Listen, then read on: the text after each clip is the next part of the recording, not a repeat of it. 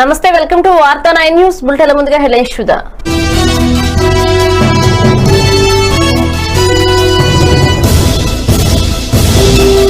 Gas leakage దుర్ఘటన బాధితులతో CM Jagan video conference. బాధ్యులు ఎవరైనా సరే కఠిన చర్యలు తీసుకుంటామన్న సీఎం.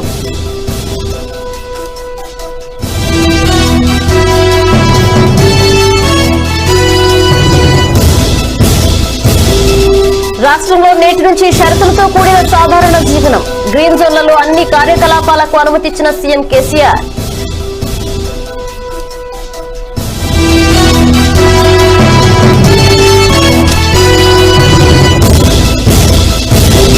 వైఎస్ఆర్ వాహన మిత్ర పథకానికి రంగం సిద్ధం.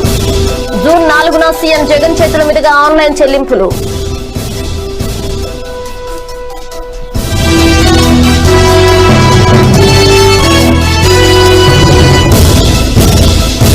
కేంద్రం తీరుపై మంత్రి హరీష్ రావు ఫైర్. కష్టకాలంలో కేంద్రం నుంచి ఎలాంటి స్పందన లేకపోవడం దారుణం.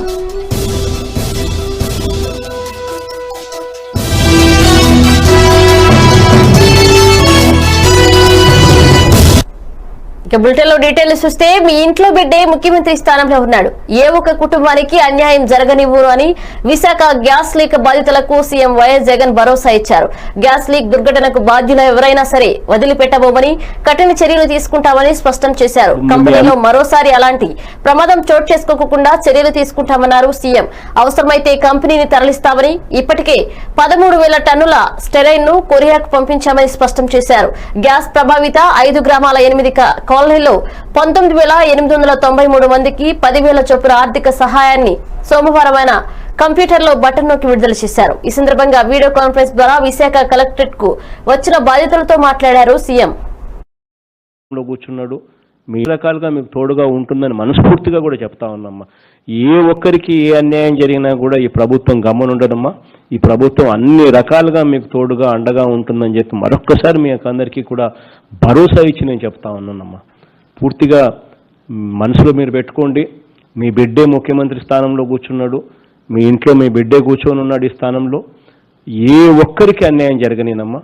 ఏ యాక్షన్ తీసుకోవాలన్నా కూడా ఏ మాత్రం కూడా వెనకడుగేయకోకుండా ఖచ్చితంగా అందరి మీద చేయాల్సిన యాక్షన్ ఖచ్చితంగా తీసుకుంటాం. కాంపన్సేషన్ పరంగా కూడా ఏ ఒక్కరు కూడా ఇబ్బంది పడకుండా ఉండేదానికోసం అని చెప్పి కేవలం 10 రోజుల్లోనే పూర్తిగా మీ అందరికీ కూడా మంచి జరగాలని మనస్ఫూర్తిగా కోరుకుంటూ అందించే కార్యక్రమం చేస్తూ ఉన్నాం. అక్కడే మీ గ్రామాలలోనే ఒక మంచి హాస్పిటల్ కూడా కట్టించమని చెప్పిన, ఒక మంచి క్లినిక్ను కూడా కట్టించమని చెప్పినాను. ఆ మంచి క్లినిక్ కట్టించడమే కాకుండా దాంట్లో డాక్టర్స్ను కూడా అక్కడే పెట్టమని చెప్పిన. ఆ మొత్తం 20,000 మంది గ్రామస్తులందరికీ కూడా health cards, separate health cards ఒకటి ఇవ్వమని చెప్పినాను. వాళ్ళ హెల్త్ను కూడా పీరియాడికల్గా మానిటర్ కూడా చేయమని చెప్పి కూడా చెప్తా ఉన్నాను. అన్ని రకాలుగా తోడుగా ఉంటామమ్మా మీకు. దాని గురించి నేను పూర్తిగా భరోసా ఇస్తా ఉన్నాను. అక్కడ మళ్ళీ అదే కంపెనీ మళ్ళీ అదే యాక్టివిటీస్ అక్కడ చేసే పరిస్థితి కూడా ఖచ్చితంగా రానీను. అందుకోసమే వాళ్ళు రా మెటీరియల్ కూడా మొత్తం స్టైరీన్ కూడా మొత్తం కూడా పంపించే కార్యక్రమం కూడా ఎన్నిక చేసేసినాం. వాళ్ళను అది కూడా తీసేచ్చే కార్యక్రమం చేసే కార్యక్రమం ఆల్రెడీ స్టైరీన్ కూడా ఎన్నిక కూడా పంపించాం. అన్ని రకాలుగా భరోసా ఇస్తానమ్మా, మీకు అన్ని రకాలుగా తోడుగా ఉంటా. ఈరోజు ఇది అయిపోయిన వెంటనే గ్రామ వాలంటీర్ కూడా మీ ఇళ్ళ దగ్గరికి వచ్చి మీ అందరికీ కూడా మీకు అందిందా లేదా అని చెప్పి కూడా ప్రతి ఒక్కరిని కూడా అడిగి తెలుసుకుని ప్రతి ఒక్కరి దగ్గర నుంచి అక్నాలెడ్జ్మెంట్ స్లిప్ కూడా తీసుకోమని చెప్పి కూడా చెప్తా ఉన్నాం. సో దట్ ప్రతి ఇంటికి వాళ్ళు వెళ్ళి అందిందా లేదా అని చెప్పి ప్రతి ఒక్కరితో కూడా మాట్లాడి అందిన తర్వాత వాళ్ళు అక్నాలెడ్జ్మెంట్ ఇస్తే అక్నాలెడ్జ్మెంట్ స్లిప్ కూడా కలెక్టర్ దాన్ని పొందుపరిచి మళ్ళీ మాకు ఇన్ఫార్మ్ చేయమని చెప్పి కూడా కలెక్టర్ గారికి ఆదేశాలు కూడా ఇవ్వడం జరిగింది. సో వాలంటీర్లు కూడా వచ్చి ప్రతి ఇంటికి వచ్చి క్రాస్ చెక్ కూడా చేసుకుంటారమ్మా. అన్ని రకాలుగా తోడుగా ఉంటామని మరొకసారి భరోసా ఇస్తా ఉన్నాం. మీ అందరికీ కూడా కూర్చోండి తల్లి, మీ అందరికీ కూడా అన్ని రకాలుగా భరోసా ఇచ్చే కార్యక్రమం ప్రభుత్వం చేస్తూ ఉంది. అన్ని రకాలుగా మీకు తోడుగా ఉంటుందని మనస్ఫూర్తిగా కూడా చెప్తా ఉన్నామ్మా. ఏ ఒక్కరికి ఏ అన్యాయం జరిగినా కూడా ఈ ప్రభుత్వం గమ్మునుండదమ్మా. ఈ ప్రభుత్వం అన్ని రకాలుగా మీకు తోడుగా అండగా ఉంటుందని చెప్పి మరొక్కసారి మీ అందరికీ కూడా భరోసా ఇచ్చి నేను చెప్తా ఉన్నానమ్మా. పూర్తిగా మనసులో మీరు పెట్టుకోండి, మీ బిడ్డే ముఖ్యమంత్రి స్థానంలో కూర్చున్నాడు, మీ ఇంట్లో మీ బిడ్డే కూర్చొని ఉన్నాడు ఈ స్థానంలో. ఏ ఒక్కరికి అన్యాయం జరగనేనమ్మా. ఏ యాక్షన్ తీసుకోవాలన్నా కూడా, ఏ మాత్రం కూడా వెనకడుగేయకోకుండా ఖచ్చితంగా అందరి మీద చేయాల్సిన యాక్షన్ ఖచ్చితంగా తీసుకుంటాం. కాంపన్సేషన్ పరంగా కూడా ఏ ఒక్కరు కూడా ఇబ్బంది పడకుండా ఉండేదానికోసం అని చెప్పి కేవలం 10 రోజుల్లోనే పూర్తిగా మీ అందరికీ కూడా మంచి జరగాలని మనస్ఫూర్తిగా కోరుకుంటూ అందించే కార్యక్రమం చేస్తూ ఉన్నాం. అక్కడే మీ కాంపన్సేషన్ పరంగా కూడా ఏ ఒక్కరు కూడా ఇబ్బంది పడకుండా ఉండేదానికోసం అని చెప్పి కేవలం 10 రోజుల్లోనే పూర్తిగా మీ అందరికీ కూడా మంచి జరగాలని మనస్ఫూర్తిగా కోరుకుంటున్నాను. రాష్ట్రంలో ఈ నెల 31 వరకు లాక్డౌన్ కొనసాగిస్తున్నట్లు ముఖ్యమంత్రి కె చంద్రశేఖరరావు ప్రకటించారు. అప్పటి వరకు రాత్రిపూట కర్ఫ్యూ యథావిధిగా ఉంటుందన్నారు. 31 తర్వాత లాక్డౌన్ కొనసాగింపుపై ఆలోచిస్తామని పేర్కొన్నారు. ఈ నేపథ్యంలో రాష్ట్రంలో కూడా కంటైన్మెంట్ జోన్లు మినహా మిగిలిన అన్ని ప్రాంతాల్లో పలు కార్యకలాపాలకు అనుమతి ఇవ్వాలని నిర్ణయించినట్లు సీఎం కేసీఆర్ తెలిపారు. సెలూన్లు సహా అన్ని దుకాణాలకు, ప్రభుత్వ ప్రైవేట్ కార్యాలయాలకు పూర్తి అనుమతిస్తున్నట్లు తెలిపారు. హైదరాబాద్ మినహా రాష్ట్ర వ్యాప్తంగా ఆర్టీసీ బస్సులు, ట్యాక్సీలు, ఆటోలు నడుస్తాయని పేర్కొన్నారు. అయితే అందరూ కోవిడ్-19 నిబంధనలకు తప్పనిసరిగా పాటించాలని స్పష్టం చేశారు. కేంద్రం ప్రకటించిన ఆర్థిక ప్యాకేజీ పచ్చి దగా అని 100% బోగస్ అని ముఖ్యమంత్రి కె చంద్రశేఖరరావు విమర్శించారు. చేతికి చిల్లిగవ్వ కూడా ఇవ్వకుండా రాష్ట్రాలను భిక్షగాళ్లలాగా చేసిందని మండిపడ్డారు. అప్పు తెచ్చుకునేందుకు ఎఫ్ఆర్బీఐ పరిమితిని పెంచినట్లే పెంచి దరిద్రపు గొట్టు ఆంక్షలు విధించిందని ధ్వజమెత్తారు సీఎం కేసీఆర్. డ్రైవర్ +3 మన రాష్ట్ర సంచార బస్సులు కూడా ఇతర రాష్ట్రాలకు నడపం. మన ఆర్టీసీ మొత్తం నడుస్తుంది. కాకపోతే మన రాష్ట్ర సరిహద్దు లోపలనే ఆపరేషన్స్ చేసుకోవాల్సి ఉంటుంది. ఇది చాలా క్లియర్. హైదరాబాద్లో మట్టుకు ఎట్టి పరిస్థితులలో సిటీ బస్ సర్వీసులు నడవవు. కానీ సిటీలో ఆటోలు, ట్యాక్సీలు అనుమతిస్తారు. ట్యాక్సీలో 1+3 డ్రైవర్ +3, కార్లో కూడా 1+3, ఆటోలో అయితే డ్రైవర్ +2 ఇంతవరకే అనుమతిస్తారు. ఒక డ్రైవరు, 2 ప్రయాణికులు. ఇది కొంచెం కఠినంగా వ్యవహరించాలి. ఆటో డ్రైవర్లు, ట్యాక్సీ డ్రైవర్లు, కార్లు ఉన్నవాళ్ళు ఈ నిబంధనలు పాటించాలి. లేకపోతే పోలీసులు చాలాన్ చేస్తారు, అనవసరంగా ఇబ్బంది వస్తుంది. కాబట్టి ఈ నిబంధన పాటించాలి. ఈ సెలూన్లు అన్ని తెలుసుకోవచ్చు, రాష్ట్ర వ్యాప్తంగా తెలుసుకోవచ్చు, హైదరాబాద్ నగరంలో కూడా తెలుసుకోవచ్చు. కాకపోతే కంటైన్డ్ ఏరియాస్లో ఏది ఉండదు. కంటైన్డ్ ఏరియా టోటల్ బ్యాన్లో ఉంటుంది, అక్కడ ఏది తిరగడానికి లేదు. కానీ కంటైన్డ్ ఏరియా మినహాయించి మిగతా ఏరియాలలో సాలూన్స్ తెరుచుకోవచ్చు. ఈ కామర్స్ టోటల్ 100% అనుమతిస్తారు. దానిలో ఎటువంటి ఆంక్షలు కూడా ఉండవు. ఆర్టీసీ బస్సులు కూడా కోవిడ్ నిబంధనలు పాటిస్తూ నడిపిస్తారు. ఆ విషయంలో ఆర్టీసీ కూడా ప్రిపేర్ అయింది. వాళ్ళు క్యాబినెట్కి ఎక్స్ప్లెయిన్ చేసినారు. ప్రతిరోజు ఖచ్చితంగా శానిటైజ్ చేయడం, ప్యాసింజర్లందరికీ శానిటైజ్ చేయించడం, ప్లస్ మాస్క్ కంపల్సరీ చేయడం, సిబ్బంది కానీ ప్రయాణికులు కానీ ఇటువంటి నిబంధనలు కఠినంగా పాటిస్తూ ఆర్టీసీ బస్సులు నడిపిస్తారు. అది వట్టి డొల్లా, 100% బోకస్. ఇది నేను చెప్తలేను, వినాలి, మీరు వినాలి. నేనే అడిగిన, నేను అడగలేదు అంటాను, ఇప్పుడు అడుగుతా. ఇచ్చిన పద్ధతి ఏందనేది ఇవో ఏషియన్ ఇన్సైట్స్ అని సింగపూర్ నుంచి వస్తుంది, international journal. How potent is the economic vaccine of India. ఇది వట్టిదే బోకసు. ఇందులో ప్రభుత్వం పెట్టేది 1,00,000 కోట్లు కూడా లేదు, అంత గాలి కథ అని చెప్పి ఈ జర్నల్ వ్యాఖ్యానించింది. ఇదేంది? జపాన్ నుంచి వెలువడే ఇంటర్నేషనల్ ఎకనామిక్ జర్నల్. దీని పేరు బెర్నిస్ట్ అనేది ఉంది. వీళ్ళు India strategy, dear finance minister, is the aim to revive GDP or to reach the 20 lakh crores number. అంటే అంకెల గారడినా నిజంగా జీడిపి రివైవల్ అని ఉంది. రాష్ట్ర ప్రభుత్వం గత ఏడాది అమలు చేసిన తొలి పథకం వైఎస్ఆర్ వాహన మిత్ర కింద అందించిన ఆర్థిక సహాయాన్ని ఈ ఏడాది కూడా ఇచ్చేందుకు రంగం సిద్ధం చేసింది. ఇందులో భాగంగా సొంతంగా ఆటో, టాక్సీ, మ్యాక్సీ క్యాబ్లున్న డ్రైవర్లకు ఆర్థిక సాయం అందించనున్నట్లు రవాణా శాఖ మంత్రి పేర్ని నాని తెలిపారు. జూన్ 4న సీఎం వైఎస్ జగన్ ఈ పథకం కింద ఆన్లైన్ చెల్లింపులు చేయనున్నట్లు వెల్లడించారు. విజయవాడలోని రవాణా శాఖ కమిషనరేట్ లో సోమవారం జరిగిన మీడియా సమావేశంలో ఆయన మాట్లాడుతూ, ఈ పథకం కింద కొత్తగా దరఖాస్తు చేసుకునేవారు ఈ నెల 18 నుంచి 26వ తేదీలోగా తమ దరఖాస్తులను గ్రామ, వార్డు సచివాలయాల్లో అందించాలన్నారు పేర్ని నాని.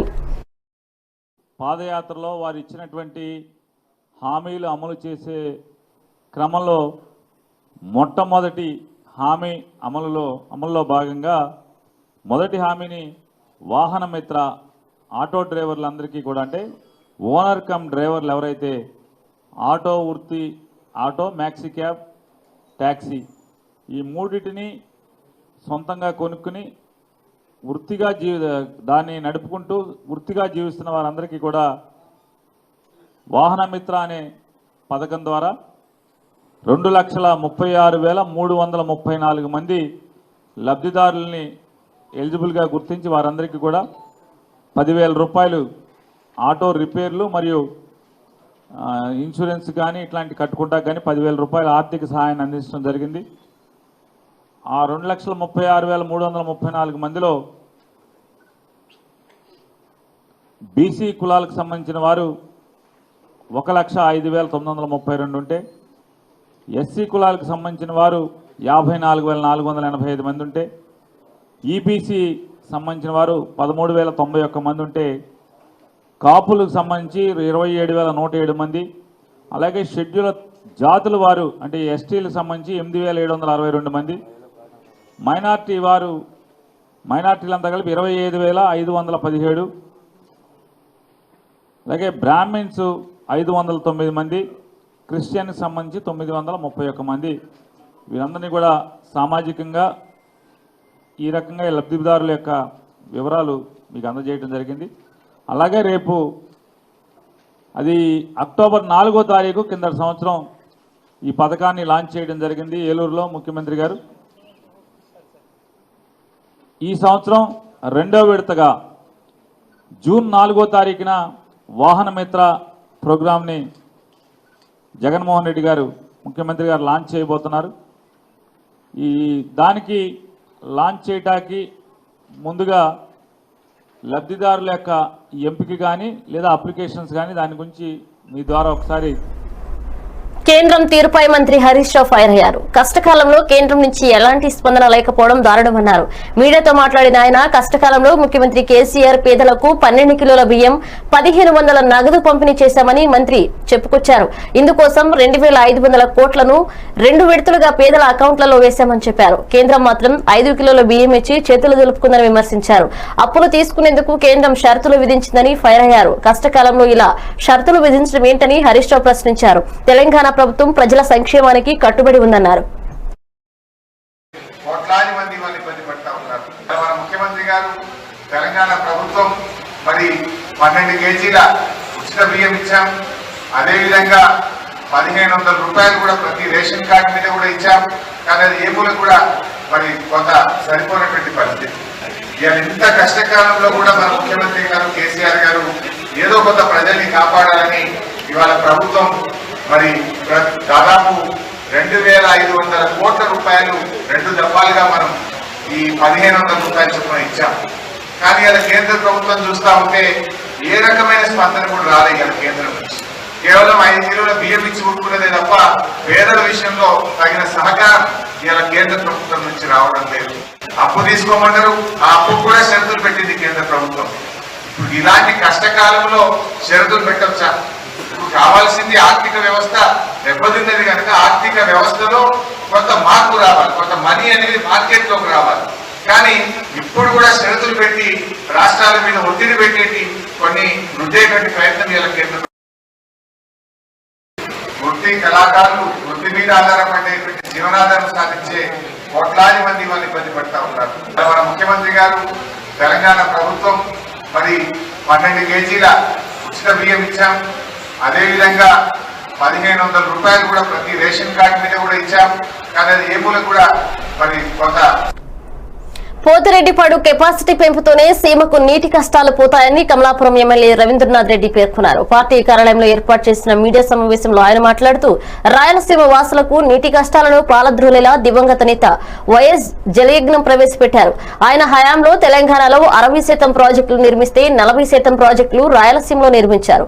ఎగువ ప్రాంతమైన కర్ణాటకలో అనేక ప్రాజెక్టులు నిర్మించడం వల్ల మనకు నీటి కష్టాలు ఉన్నాయన్నారు. రాయలసీమ ప్రజలు సమస్య తీర్చాలని ముఖ్యమంత్రి వైఎస్ జగన్ జీవో నెంబర్ 203ను జారీ చేశారు. దీనిని తెలంగాణలోని కాంగ్రెస్ పార్టీ వ్యతిరేకిస్తుందని, ఇక్కడి కాంగ్రెస్ పార్టీ మాత్రం ఆ జీవోని అమలు చేయాలని అంటుంది. ఇలా జాతీయ పార్టీలు ద్వంద్వ వైఖరి ప్రదర్శిస్తున్నాయని ఆరోపించారు.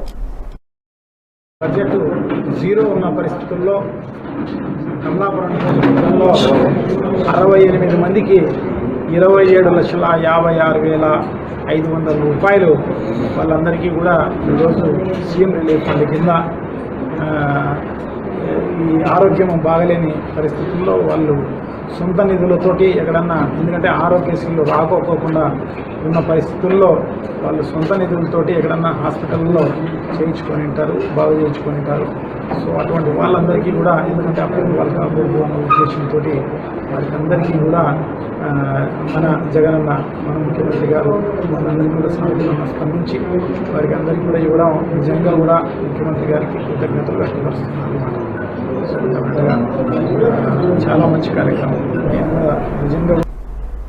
ప్రధాని మోదీ ఏకపక్షంగా మాట్లాడుతున్నారని సిపిఐ జాతీయ కార్యదర్శి నారాయణ అన్నారు. సోమవారం మగ్దుం భవన్ లో మీడియాతో మాట్లాడిన ఆయన లాక్డౌన్ తక్షణ బాధితులు, వలస సంగత కార్మికులు కనీస సౌకర్యాలు లేవని విమర్శించారు. కోవిడ్ తో సంబంధం లేని ఇస్రో, ఎయిర్ ఫోర్స్, అటవీ ప్రైవేటీకరణ చేస్తున్నారని, కోవిడ్ సంక్షోభం అడ్డం పెట్టుకుని ప్రైవేట్ వ్యవస్థలను మోదీ ప్రభుత్వం లబ్ధి చేకూరుస్తుందని ఆయన ఆరోపించారు.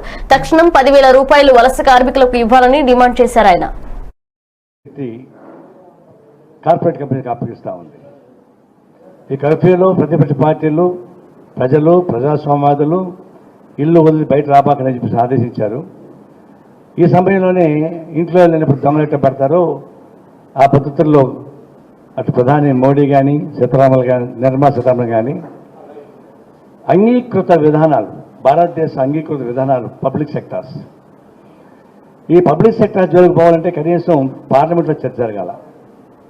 పార్లమెంట్లో చర్చ జరగదు, క్యాబినెట్లో చర్చ జరగదు. ఏకపక్షంగా మోడీ గారు మాట్లాడతారు. దాని వివరణ నిర్మలా సీతారామన్ గారు రామాయణంలో సీరియల్స్ ఎట్లా వస్తాయో ఆ సీరియల్స్ ప్రకారం చెప్పుకుంటూ వచ్చింది.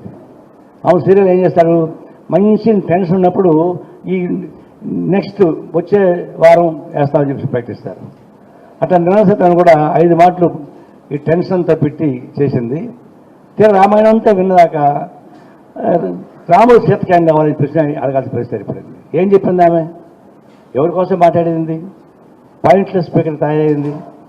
20 లక్షల కోట్ల రూపాయలు నేను ప్రధానమంత్రి ప్రకటిస్తే 21 లక్షల కోట్ల రూపాయలు మేము ఇస్తున్నామని చెప్పేసి అని నిర్మలా సీతారామన్ గొప్పగా చెప్పుకున్నారు. అది తీరా చూస్తే కేవలం 3.5 లక్షల రూపాయలలో ఒక్క శుభసూచిక ఏంటంటే 60,000 కోట్లుగా ఉన్నటువంటి గ్రామీణ ఉపాధి పథకానికి ఇంకో 40,000 కోట్ల రూపాయలు పెంచి 1,00,000 కోట్లు చేశారు. అది దానికి మళ్ళీ ఏం చేశారు, ఇప్పుడు 10 గంటలు పెంచలేదు, 10 గంటలు పెంచకుండా 40,000 కోట్ల రూపాయలు పెంచారు.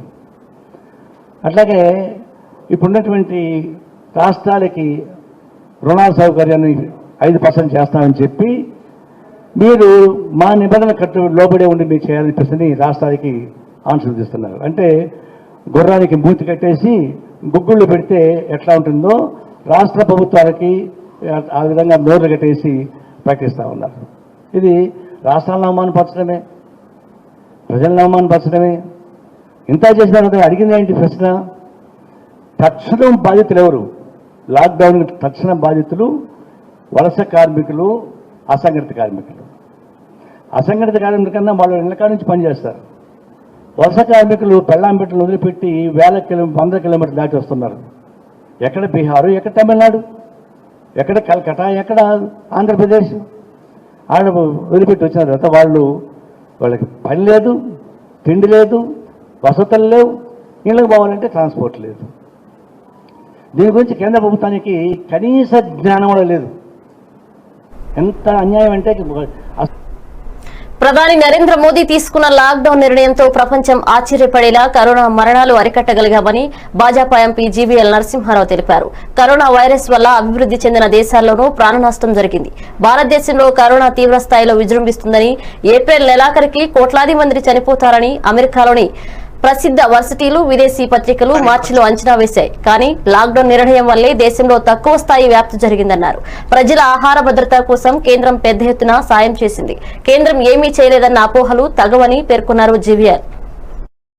నడుపుకోవటానికి వారికి కావాల్సింది ప్రధానంగా లోన్, క్రెడిట్, లిక్విడిటీ. అది లేకపోతే ఈ రోజున దేశంలో లక్షల సంస్థలు మూతపడేవి. మరి దీని వలన ఉద్యోగస్తులకు ఏం లాభం అని అడగచ్చు. ఈ ఎంఎస్ఎంఈ సెక్టరే largest employment contributor in the country. మరి ఆ కంపెనీస్ దగ్గర లిక్విడిటీ లేకపోతే ఏం జరిగేవి? ఈ కంపెనీలు చాలా వరకు మూతపడేవి. నేను గత నెల రోజుల్లో అనేక మందితో మాట్లాడితే చాలా మంది నాకు చెప్పింది ఇదే, లాక్డౌన్ ఎత్తేసినా కూడా మేము మా కంపెనీలను నడిపే ఆస్కారం లేదు, కొంతమందిని రిట్రెంచ్ అయినా చేయాలి, పనిలో నుంచి సగం మందిని తీసేయాలి, లేదా పూర్తిగా కంపెనీని మూసేయాలి, కొన్ని నెలల పాటైనా సరే ఆ వ్యవస్థ అలాగే ఉంటుంది అని. లక్షల సంఖ్యలో మరి ఇటువంటి కంపెనీలు మూతపడితే ఏమయ్యేది? కోట్ల మందికి ఉద్యోగాలు పోయేవి. సో ఈ కంపెనీలకు లిక్విడిటీ కల్పించడం ద్వారా 3 లక్షల కోట్లని ఎంఎస్ఎంఈ కంపెనీస్ కి ఇవ్వటం ద్వారా రుణ రూపంలోనైనా సరే క్రెడిట్ గ్యారంటీ కింద కేంద్ర ప్రభుత్వమే వారికి ఇచ్చే రుణాల పట్ల మరి పూర్తిగా వాటి రీపేమెంట్ పైన మేమే బాధ్యత వహిస్తామని బ్యాంకులకు చెప్పటం వలన బ్యాంకులు రుణాలు ఇస్తాయి. లేకపోతే బ్యాంకులు ఈ రోజు కంపెనీలు ఉన్న పరిస్థితిలో వారికి రుణాలు ఇచ్చే ఆస్కారం లేదు. అందుకే వారికి తప్పనిసరిగా రుణాలు ఇవ్వాలి అని, కొలాటరల్ సెక్యూరిటీ లేకుండా కూడా రుణాలు ఇవ్వాలని, ఆ లోన్లు గనక రీపే చేయలేకపోతే వాటికి బాధ్యత నేనే వహిస్తాను అని కేంద్ర ప్రభుత్వం ముందుకొచ్చిందంటే అది అసాధారణమైనటువంటి నిర్ణయం.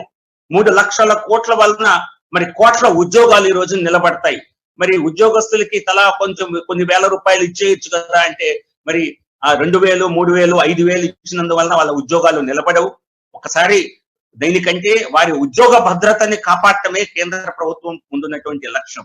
సో కాబట్టి ఈ 20 లక్షల కోట్ల ఆర్థిక ప్యాకేజ్ ఏదైతే ఉన్నదో ఇది ఎంపవర్మెంట్ చేయాలి అన్న దానిపైన దృష్టి పెట్టి చేసింది. ప్రజల్ని ఏ రకంగా, సంస్థలని ఏ రకంగా సెల్ఫ్ రిలయంట్ చేయాలి.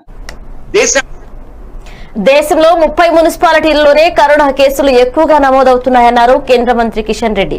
పట్టణ ప్రాంతాల్లోనే ఈ సమస్య ఎక్కువగా ఉందని, కేసులు పెరుగుతున్నాయి కాబట్టి ప్రజలంతా అప్రమత్తంగా ఉండాలన్నారు. సోమవారం జూమ్ యాప్ ద్వారా నిర్వహించిన ప్రెస్ మీట్ లో మంత్రి మాట్లాడుతూ ప్రపంచంలో చాలా దేశాలు గందరగోళంలో ఉన్న తరుణంలో పటిష్టమైన చర్యలతో ప్రధాని మోదీ నిర్ణయాలు తీసుకుంటున్నారని అన్నారు. ఆర్థిక ఇబ్బందులు ఎదుర్కొనేందుకు, వ్యవస్థలు గాడిలో పెట్టేందుకు, అభివృద్ధి మార్గంలో వెళ్లేందుకు కేంద్రం 20,97,000 కోట్ల ప్యాకేజీని కేంద్రం ప్రకటించిందని అన్నారు. ఆ ప్యాకేజీ బడ్జెట్ కాదని, దానికి అదనంగా తీసుకున్న నిర్ణయాలని అన్నారు కిషన్ రెడ్డి. అది రైతులకు కావచ్చు, మహిళలకు కావచ్చు, పెన్షన్దారులకు కావచ్చు, కార్మికులకు కావచ్చు, డైరెక్ట్ బెనిఫిట్ ట్రాన్స్ఫర్ ద్వారా అందరికీ లబ్ధి చేకూరడం జరిగింది. ఎక్కడ కూడా మధ్య దళారీ వ్యవస్థ లేకుండా నిర్ణయం తీసుకోవడం జరిగింది. ముఖ్యంగా ఈరోజు మేక్ ఇన్ ఇండియాకు ఊతం ఇవ్వాలని, దేశవాళీ పరిశ్రమలను ప్రోత్సహించాలని, ప్రపంచంలో మనం ఎగుమతిదారులుగా మన ఉత్పత్తులను ప్రపంచానికి ఎగుమతి చేసే విధంగా కృషి చేయాలని ఈరోజు మోడీ గారి నాయకత్వంలో పనిచేస్తా ఉన్నాం. ప్రపంచంలో ఏర్పడినటువంటి పరిస్థితులు ఏవైతున్నాయో అనేకమైనటువంటి దేశాల్లో ఏదైతే లాక్డౌన్ 4.0 అమలులో ఢిల్లీ ముఖ్యమంత్రి అరవింద్ కేజ్రీవాల్ భారీ సడలింపులు ప్రకటించారు. 20 మంది ప్రయాణికులతో బస్సులను అనుమతిస్తామని, 2 ప్రయాణికులతో కార్లను, 1 ప్రయాణికుడితో ఆటోలు, రిక్షాలను అనుమతిస్తామని స్పష్టం చేశారు. సరిబేసి పద్ధతిలో అన్ని షాపులు తెరుచుకుంటాయని, అన్ని కార్యాలయాలను అనుమతిస్తామని వెల్లడించారు. ప్రతి ప్రయాణం ముగిసిన తర్వాత వాహనాలను డ్రైవర్లు పరిశుభ్రం చేయాలని చెప్పారు. ఇక సెలూన్, బార్బర్ షాపులు మూసివేత కొనసాగుతుందని చెప్పారు. రెస్టారెంట్లను కేవలం హోమ్ డెలివరీ కోసమే అనుమతిస్తామని తెలిపారు కేజ్రీవాల్. जारी रहेगा, ऐसा केंद्र सरकार का आदेश है। लेकिन इस लॉकडाउन में कई सारी ढील दी जाएंगी। पहले मैं आपको ये बता दूं कि क्या क्या अलाउ नहीं होगा दिल्ली के अंदर। मेट्रो नहीं चलेगी, सारे school, college, coaching institute, training institute सब बंद रहेंगे, सारे होटल बंद रहेंगे, सारे cinema hall, shopping mall, gymnasium, swimming pool, entertainment park, theatre, bar, auditoriums, assembly halls, ये सब बंद रहेंगे। Social, political, sports, entertainment, academic, cultural, religious या किसी भी तरह की बड़ी गैदरिंग्स ये नहीं हो पाएंगी, ये अलाउड नहीं होंगी। कोई भी శ్రీకాకుళం జిల్లా పొందూరు మండలం లొలుగు గవర్నమెంట్ హై స్కూల్లో క్వారంటైన్ సెంటర్ ను ఏర్పాటు చేశారు అధికారులు. పొందూరు రెవెన్యూ సిబ్బంది క్వారంటైన్ లో ఉన్న వారికి కనీస వసతులు కూడా ఏర్పాటు చేయడం లేదని ఆవేదన వ్యక్తం చేస్తున్నారు. వలసలు, క్వారంటైన్ నిర్వాహకులు భోజనాల విషయంలో బాధ్యతారహితంగా వ్యవహరిస్తున్నారన్నారు. దీనిపై సంబంధిత అధికారులు తమకు అన్ని సౌకర్యాలు అందజేయాలని కోరారు.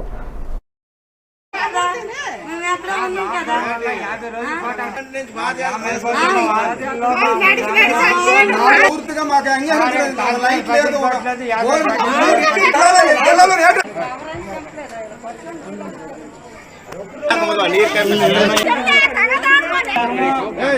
పొందూరు మండలం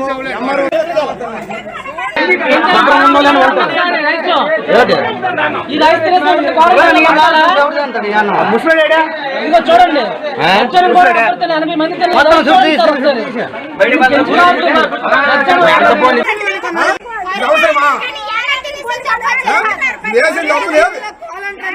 మిగిలించుకుంటారా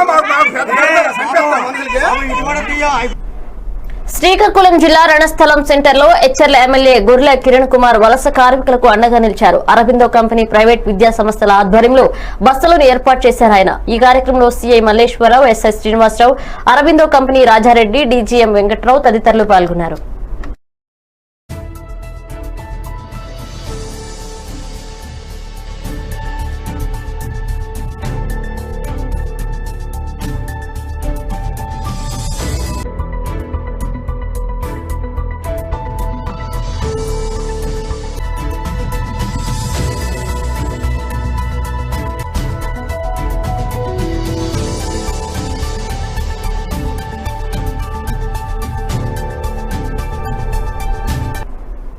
బులెటిన్ ముగించే ముందు హెడ్లైన్స్ మరోసారి చూద్దాం.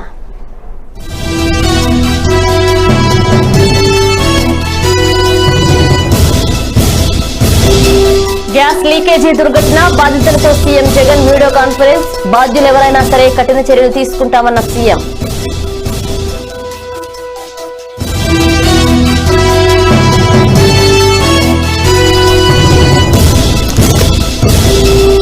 రాష్ట్రంలో నేటి నుంచి షరతులతో కూడిన సాధారణ జీవనం. గ్రీన్ జోన్లలో అన్ని కార్యకలాపాలకు అనుమతిచ్చిన సీఎం కేసీఆర్.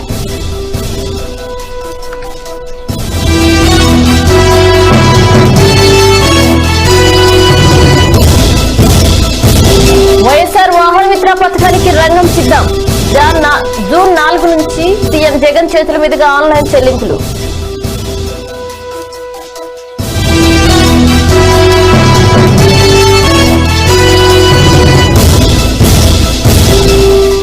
తీరుపై మంత్రి హరీష్ రావు ఫైర్. కష్టకాలంలో కేంద్రం నుంచి ఎలాంటి స్పందన లేకపోవడం దారుణం.